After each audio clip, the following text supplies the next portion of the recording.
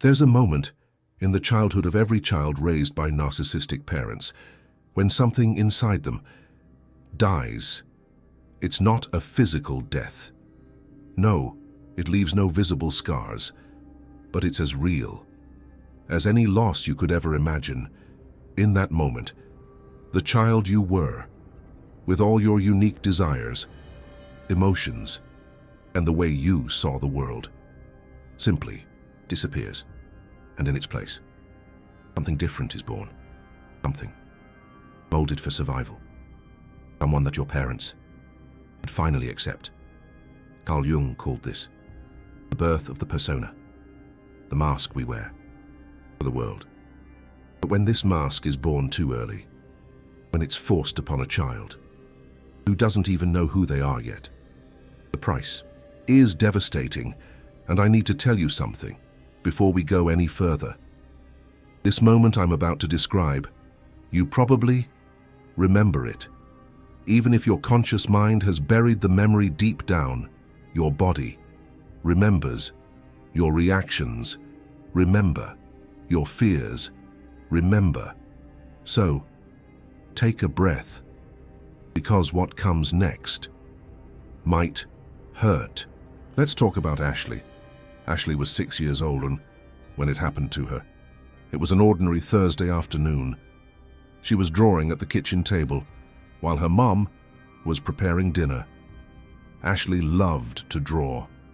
Her drawings were full of colors, imaginary creatures, worlds that only existed inside her head. That day, she drew a family, but it wasn't her real family. It was a family she had made up.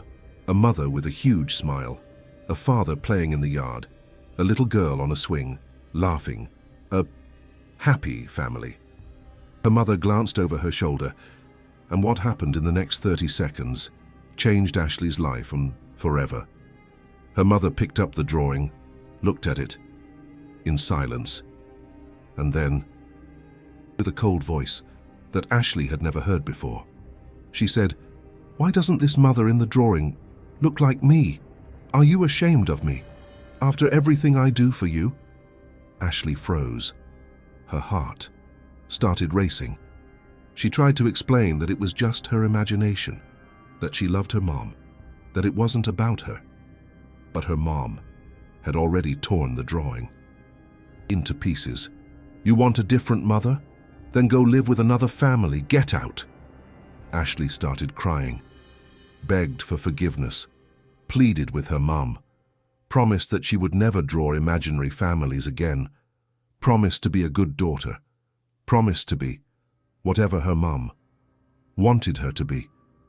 And it was in that exact moment that the real Ashley died. The creative, imaginative, free girl was replaced by a version, carefully constructed, to never provoke that reaction in her mother ever again. A version that monitored every word, every expression, every thought before letting it escape. Jung would explain this as the forced creation of a persona before the child's ego was mature enough to withstand this division. In healthy conditions, the persona develops naturally during adolescence. The child gradually learns that they need to adapt to different social contexts, and that is a healthy adaptation. The mask is used consciously, knowing that it is a mask. But when the persona is imposed by narcissistic parents, it's not a conscious adaptation, it's an amputation. The child doesn't learn to use a mask, they become the mask, and the original face, the true self, is buried so deeply that many adults live their entire lives without ever knowing that it even exists. But hold on, because what I just told you about Ashley is just the beginning. What happens after this moment is even more disturbing. Let me explain the psychic mechanism behind all of this. When a child realizes that their true self causes pain, rejection, or anger in their caregivers, Something happens in their brain. The survival system is activated, and for a child, survival means maintaining the love of their parents at any cost, literally, any cost. So the child makes an unconscious calculation. If who I am causes this reaction, then who I am is dangerous. I need to become someone else, someone they'll accept, someone safe. Jung called this process identification with the persona. The child identifies so completely with the adaptive mask that they forget there's anything underneath it. The true self, with all its qualities, desires, and potentials, is locked away in a psychic dungeon. And here's the part that most people don't understand. This division doesn't happen just once. It repeats itself every time the child lets slip something authentic and is punished for it. The prison gets stronger, the bars get thicker, the mask becomes more rigid. Ethan was 8 years old when he learned that his anger was unacceptable. He was a lively boy, full of energy, like any child. He sometimes got angry. Once, when his younger brother broke his favorite toy, Ethan screamed, slammed the door to his room, a normal reaction for an 8-year-old. His father walked into the room with an expression that Ethan never forgot. Cold, calculated. You want to yell? Then yell. Yell until you lose your voice, and then tell me how it feels. Being a monster, just like your grandfather. You're turning into him.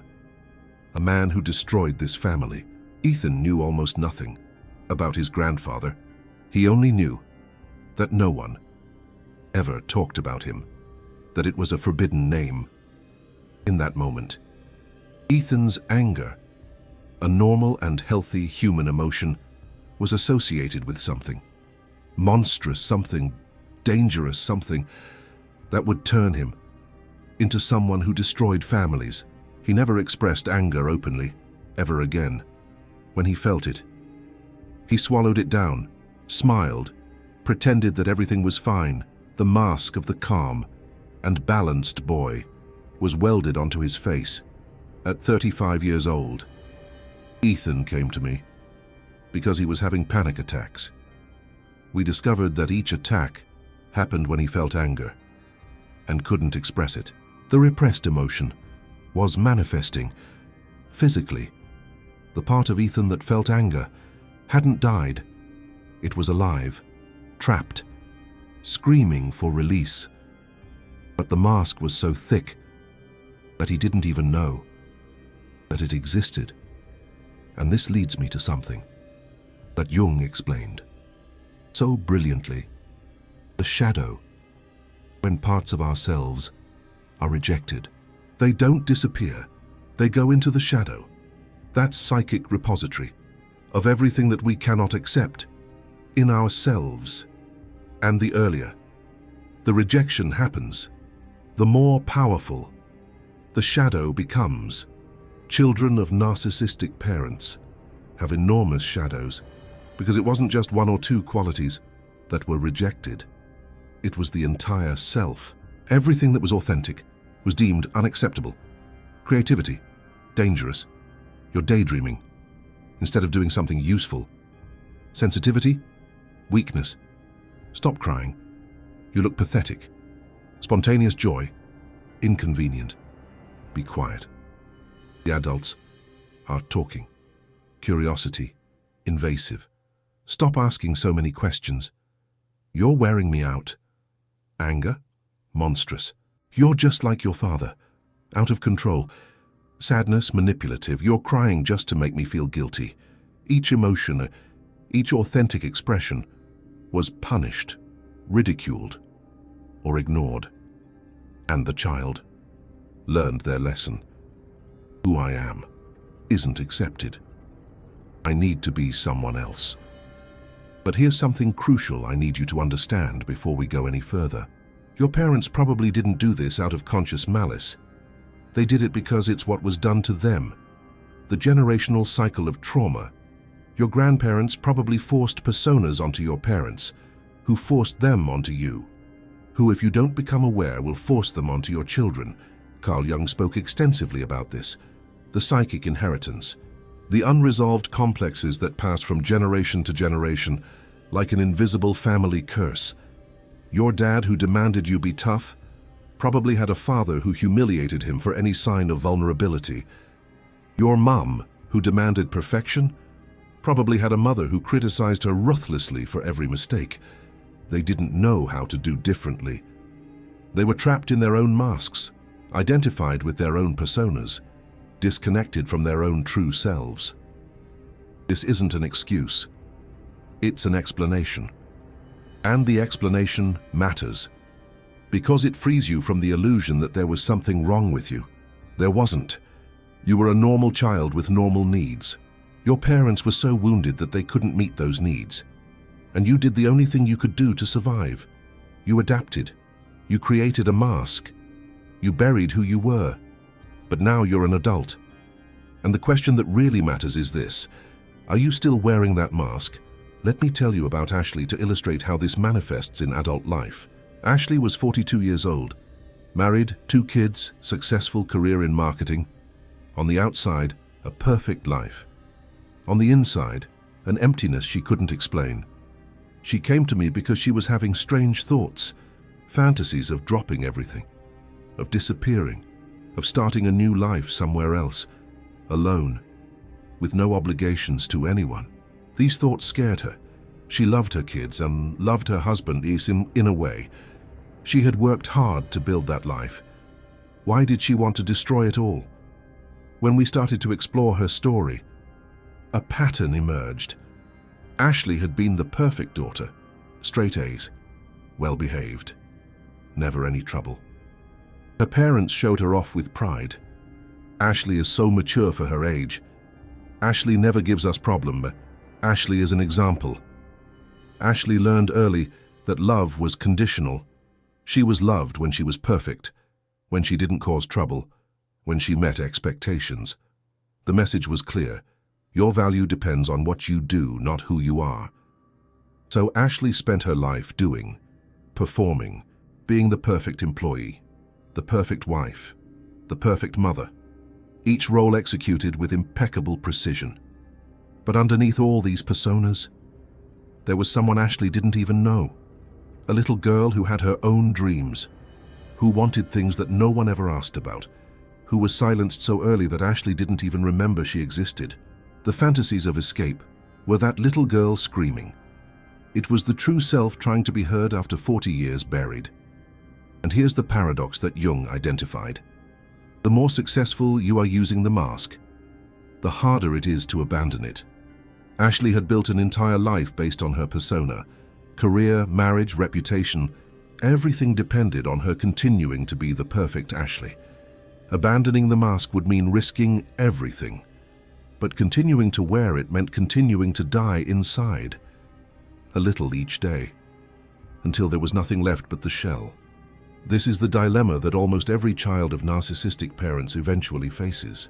The mask that saved us as children is killing us as adults, and there's no easy way out. There's no simple answer, but there is a path. And Jung spent his entire life mapping that path. He called it individuation, the process of becoming who you really are, of integrating the rejected parts, of recognizing the mask as a mask, and discovering the face underneath.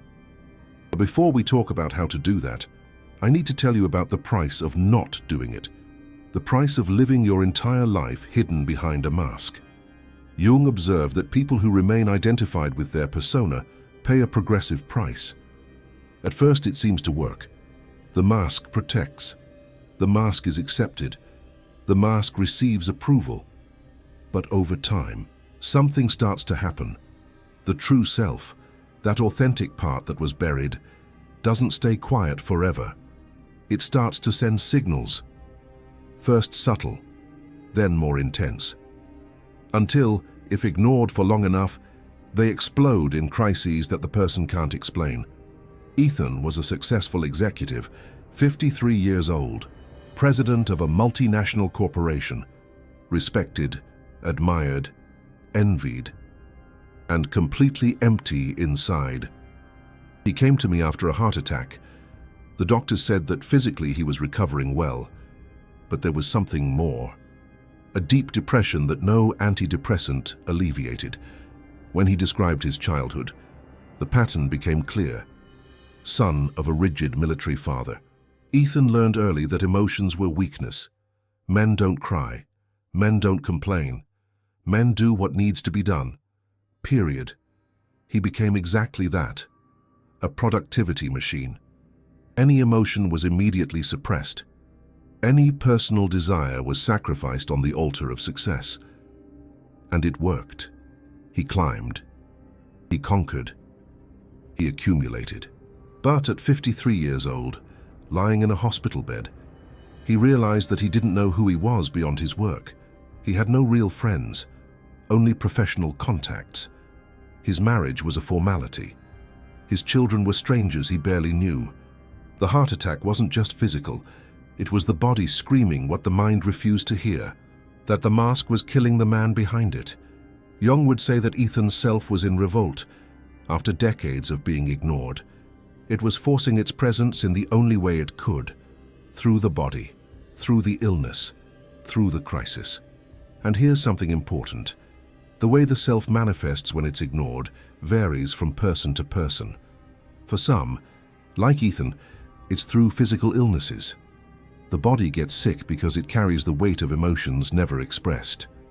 For others, it's through depression, that unexplainable emptiness that no achievement fills, because no matter how much the persona conquers, the self remains starving.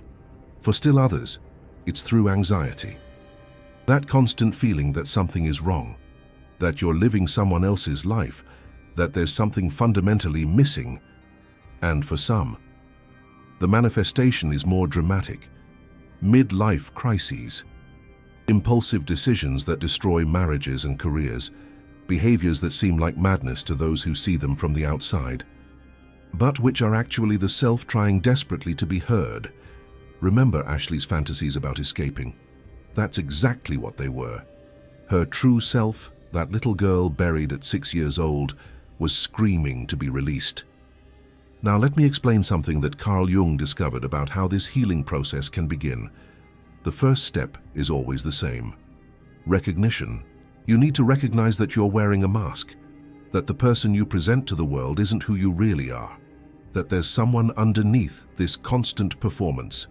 This sounds simple, but it isn't. Because the mask doesn't feel like a mask. It feels like you. You're so identified with it that you can't see where it ends and you begin. And here's an exercise that can help.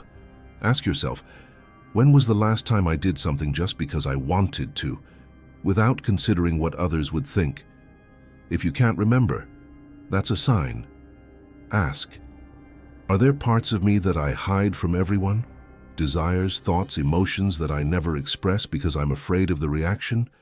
If the answer is yes, you've found fragments of your true self. Ask, do I know what I really like, or just what I should like? Do I know what I really think, or just what I'm expected to think? If there's doubt, the mask is in control. The second step is more difficult. Investigation. You need to go back and identify when the mask was created.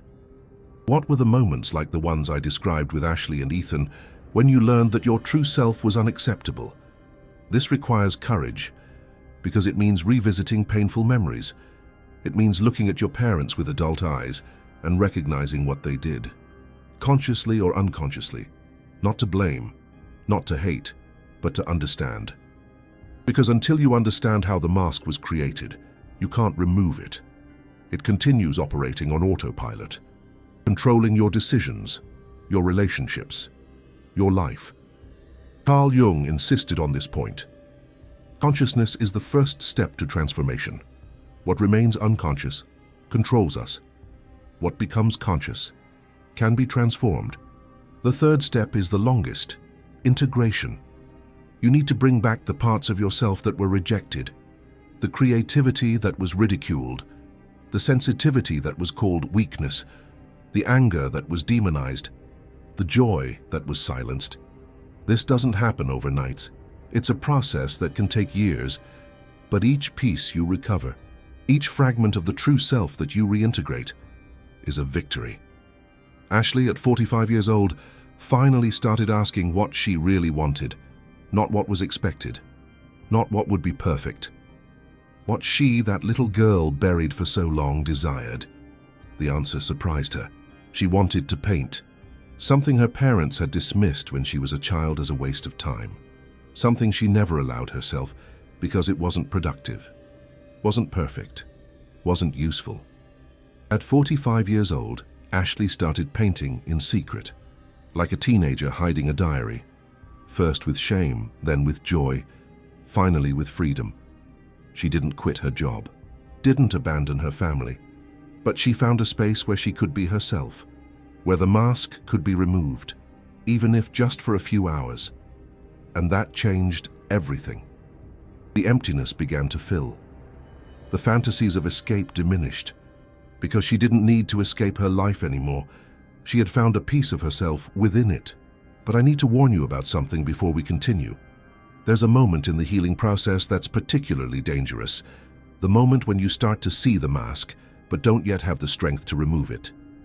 Carl Jung called this the nigredo, the dark phase, the moment when consciousness illuminates what was hidden, but the transformation hasn't yet happened. And it's at this moment that many people give up, because seeing the mask without being able to take it off is painful. You realize you're living a lie, but you don't yet know how to live the truth. Helena went through this. 40 years old, a lawyer, married to a man she chose because he was safe, not because she loved him, because he was predictable, because with him she could keep the mask functioning perfectly. When she started therapy, Helena quickly realized what she had done. She had built an entire life based on fear. Fear of being rejected as she was in childhood. Fear of showing who she was and being abandoned. And that realization devastated her. For months, she lived in a limbo. She knew her marriage was a farce. She knew her career was a prison. She knew that the person she presented to the world was an elaborate construction to avoid pain. But she couldn't change. The mask was too safe. The risk was too great. And here's what Carl Jung would say to Helena, and what I say to you if you're in that place. The nigredo isn't the end. It's the beginning, the darkness that precedes the dawn. Seeing the mask is the first step to removing it, even if it takes time, even if it's painful, even if it seems impossible. Helena took 2 years, 2 years of therapy, of internal confrontations, of small changes that seemed insignificant. First, she started saying no. Small no's. Things she would have accepted automatically before. Dinners she didn't want to go to, projects she didn't want to take on, opinions she didn't want to pretend to have. Each no was a crack in the mask, small but real. Then, she started saying yes. Yes to things she had always wanted but never allowed herself. A trip alone. A pottery class. Her friendship with someone her parents would have disapproved of. Each yes was a piece of the true self emerging. At 42 years old, Helena filed for divorce. Not with anger, not with drama, with clarity. She explained to her husband that she had been unfair to him, that she had married him for the wrong reasons, that he deserved someone who loved him for real. It was the first time in her life that Helena acted from who she was, not from who her parents had programmed her to be. And that brings me to a crucial point that Carl Jung emphasized. Individuation isn't an event, it's a process. It doesn't happen all at once. It happens in layers. Each layer of the mask that you remove reveals another underneath, and that can be discouraging. You think you've finally freed yourself and discover yet another prison. But each layer is lighter than the previous one. Each discovery is less shocking. Each integration is more natural. The true self doesn't emerge complete all at once. It emerges little by little, like a sculpture being revealed as the artist removes the excess stone. Michelangelo said that the sculpture was already there inside the marble. He only removed what wasn't necessary. You're already there inside yourself. Underneath all the masks. The job isn't to create someone new. It's to remove what isn't you and to reveal who has always been hidden. And here's something that few people talk about in this process. Some people around you are not going to like it. Your parents, if they're still present, may resist furiously because the mask they created served them too. When you remove it, you force them to confront what they did. Friends who only knew the mask may walk away because the true self that emerges may be too different from what they expected. Partners who married the mask may feel betrayed because the person who emerges is not the person they chose. This is painful, but it's necessary because relationships based on the mask are not real. They're performances, and performances eventually exhaust you. The relationships that survive, the emergence of the true self, are the only ones worth keeping.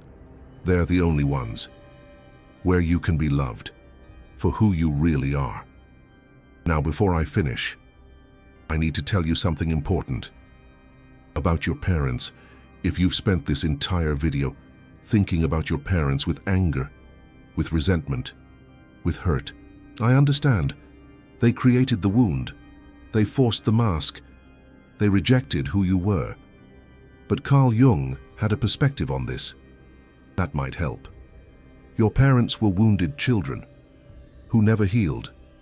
They were wearing their own masks, so identified with their own personas that they didn't even know there was another way to be.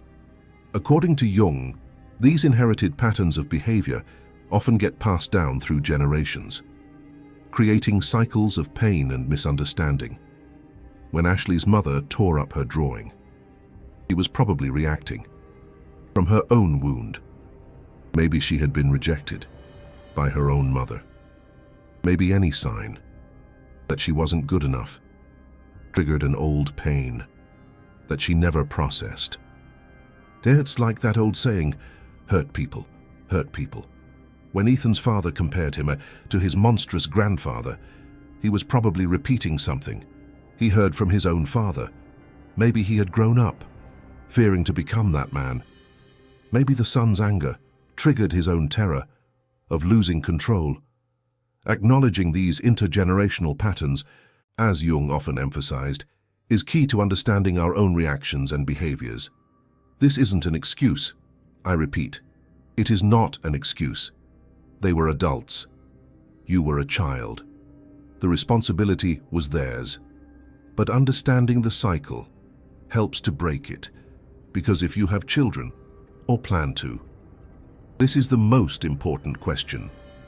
Are you repeating the pattern? Are you forcing personas onto your children, rejecting parts of them that don't fit into what you want them to be? Loving conditionally, based on performance? If the answer is yes, even partially, you have the opportunity to do differently, to break the generational cycle, to allow your children to be who they are, not who you need them to be. This is the real work of healing, not just healing yourself, but preventing the wound from passing to the next generation. If this video has helped you to recognize something about your own story, if it's helped you understand why you feel disconnected from yourself, if it's given you a glimpse of what exists beneath the mask, then creating this content was worth it. I spent hours researching Jung, studying deep psychology, translating complex concepts into accessible language, because I believe that this knowledge can transform lives. Jung's work on the shadow self, the persona, and the process of individuation provides a powerful framework for understanding our inner world and striving towards wholeness. If you want to support this work, the super thanks down there is one way to do it. It's not just financial support, it's you saying that this type of content matters, that the truth about parental narcissism needs to be told, that wounded children deserve to understand what happened to them. Each super thanks allows me to continue bringing these revelations, to continue illuminating the shadow, to continue helping people to reconnect with who they really are. Now, tell me in the comments, at what age did you stop being yourself? What was the moment when you learned that who you were was not accepted? What was the mask that your parents forced on you?